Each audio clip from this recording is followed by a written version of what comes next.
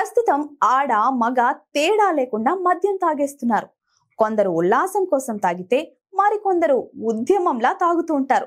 యువత ఎక్కువగా మద్యానికి బానిసలుగా మారుతున్నారని పలు అధ్యయనాలు చెప్తున్నాయి. మొదట ఏదో అలా ఉల్లాసం కోసం తాగి తరువాత దానికి చిన్నగా బానిసలుగా మారిపోతున్నారు. ఇలా అలవాటైన కొందరు రోజు తాగుతూనే ఉంటారు.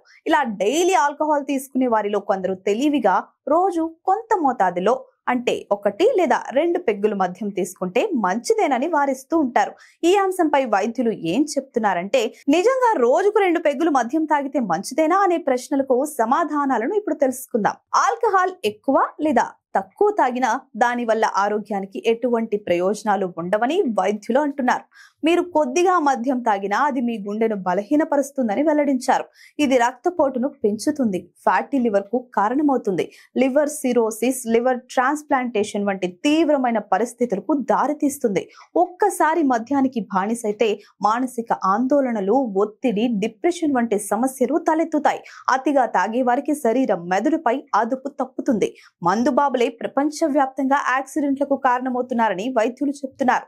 వాస్తవానికి ఆల్కహాల్ తీసుకున్నప్పుడు దానిలోని ఇథనాల్ ఆహార నాళంలోకి వేగంగా చేరుతుంది, తర్వాత కాలేయానికి చేరుకుంటుంది. ఆల్కహాల్ డీహైడ్రోజినేస్ అనే ఎంజైమ్ల ద్వారా జీవక్రియలను నిర్వహించడంలో కాలేయం కీలకమైంది. మద్యం ఎక్కువగా తీసుకోవడం వల్ల ఎంజైమ్ యాక్టివిటీ పెరిగి కాలేయం మీద తీవ్ర ప్రభావం పడుతుంది. ఇథనాల్ జీవక్రియలు అధికం కావడం వల్ల కాలేయంలోని కణాలు దెబ్బతింటాయి. వీటి వల్ల పొట్టలో మంట ఏర్పడొచ్చు. అది ఆల్కహాలిక్ ఫ్యాటీ లివర్ డెవలప్ కావడానికి దారితీస్తుంది.